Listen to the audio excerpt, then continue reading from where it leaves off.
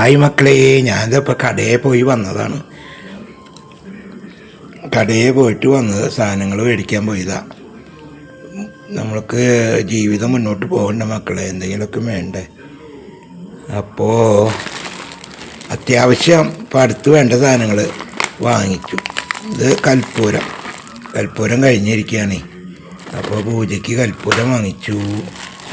മഞ്ഞപ്പൊടി നാഗങ്ങൾക്കൊക്കെ ചേർത്താനായിട്ട് അത് കഴിഞ്ഞു. അപ്പോൾ അത് വാങ്ങിച്ചു.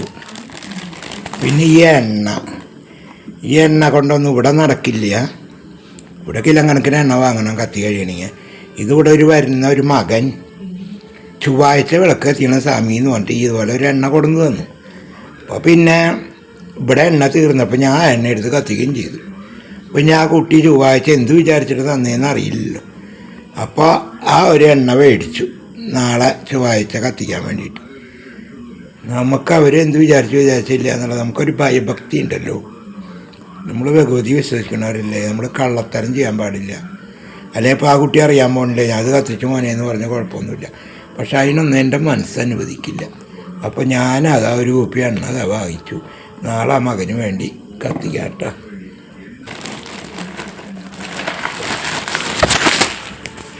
ഒറ്റയ്ക്ക് പിടിക്കണ കാരണം കയ്യിൽ നിന്നൊക്കെ പോകുന്നു മക്കളെ. ഇത് അവലാണ് കേട്ടോ, അവല്.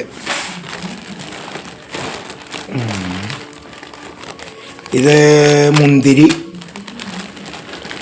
ഉണക്കമുന്തിരി കലക്കണ്ട. പിന്നെ മലര്. അപ്പോൾ രാവിലെ ദേവീനെ കുളിപ്പിച്ച് കഴിഞ്ഞാൽ മലർനേതി ഉണ്ടല്ലോ. അപ്പോൾ അതിൽ കലക്കണ്ട, മുന്തിരി, മലര്, അവല്, അതുപോലെ പഴം ഇതൊക്കെ ചേർത്തിട്ടാണ് ദേവിക്ക് ഞാൻ ആദ്യത്തെ ഭക്ഷണം നൽകുന്നത്. അപ്പോൾ അതൊക്കെയായി. പിന്നെ വീട്ടിലത്തെ സാധനങ്ങളൊന്നുമില്ല. അപ്പോൾ എന്നിട്ട് ഞാൻ പരിപ്പ് മേടിച്ചു. പരിപ്പ് വാങ്ങിച്ചു. മുതിര മേടിച്ചു. ഈ മുതിര മേടിച്ച് നാളേക്ക് ഒരു വസ്തു ഈ കുടുംബത്തില്ല. അപ്പം നാളേക്ക് മുതിര ഒരു കറി വയ്ക്കാം. 2 പപ്പടും കാച്ചി ഇത്തിരി തേങ്ങ ഇരിക്കണ്ട ചമ്മന്തി അരയ്ക്കാം. നാളത്തെ കഴിയും. ഓയിലിട്ടാ. പിന്നെ ദേവിക്ക് പായസം വയ്ക്കാനുള്ള ശർക്കര. പിന്നെ പഞ്ചസാര ഇവിടെ ചിലവാണ്. ചായ വയ്ക്കണ കാരണം പഞ്ചസാര ചിലവാണ്. മുളക് പൊടി, പപ്പടം, ഉണക്കല്ലേരി പായസം വയ്ക്കാനുള്ള ദേവിക്ക്. അപ്പോൾ ഇതൊക്കെ ഇപ്പോൾ അത്യാവശ്യം വേണ്ടത്. ഇതൊക്കെ അങ്ങോട്ട് വാങ്ങിച്ചു ഞാൻ. കാരണം കിട്ടിയ കാശിനനുസരിച്ചല്ലേ നമുക്ക് വാങ്ങിക്കാൻ പറ്റുള്ളൂ. അപ്പോൾ ഇതെല്ലാം കൂടിയിട്ട് എനിക്ക് 700 രൂപയായി. അപ്പോൾ സ്വാമി ഒരു പിശുക്കനാണോ അങ്ങനെയൊക്കെ പറയാൻ നിങ്ങൾ ചിന്തിക്കും.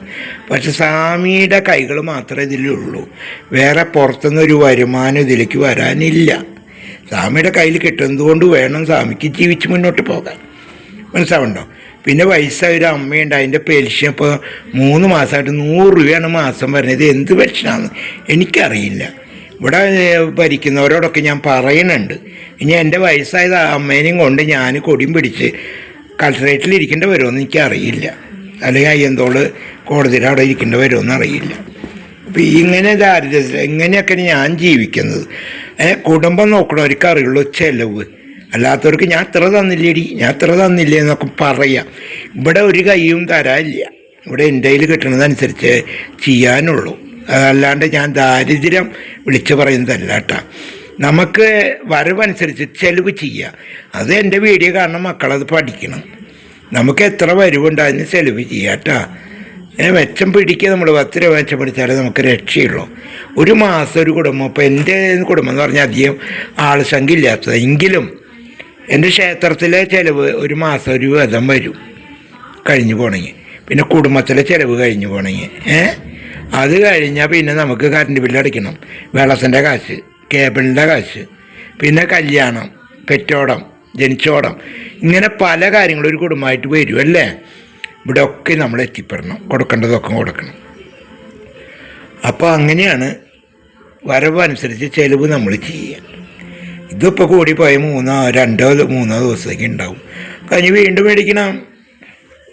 അപ്പോൾ ഇങ്ങനെയൊക്കെയാണ് കാര്യം. അപ്പോൾ നമ്മൾക്ക് വരുന്നത് എന്തോ അതനുസരിച്ച് എല്ലാവരും ചിലവ് ചെയ്യുക.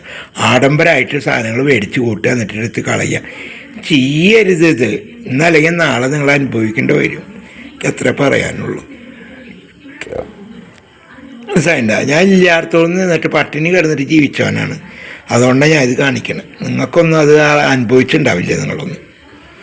അപ്പോൾ നിങ്ങളിപ്പോൾ ഉണ്ടെന്ന് വെച്ചിട്ട് നിങ്ങളങ്ങനെ ചിലവ് ചെയ്യരുത്. വേണ്ട അവസ്ഥ വേണ്ടത് എന്ന് പറഞ്ഞാൽ വെളിച്ചെണ്ണ ഒഴിക്കുമ്പോൾ നാളേക്കും കുറച്ച് എന്ന് പറഞ്ഞിട്ട് നമ്മൾ പിശുക്കല്ല അത് നമ്മുടെ കുടുംബം നോക്കുന്നവരുടെ കടമയാണ്. മനസ്സിലാവുണ്ടോ? അതൊക്കെ അനുസരിച്ച് ജീവിച്ച് മുന്നോട്ട് പോയാൽ എന്നെ പോലെ സുഖമായി നിങ്ങൾക്കും ജീവിക്കാം കേട്ടോ. അപ്പോൾ ഒന്ന് ലൈക്ക് ചെയ്ത മക്കള്, നമുക്ക് പുതിയ വീഡിയോ ആയിട്ട് കാണാം.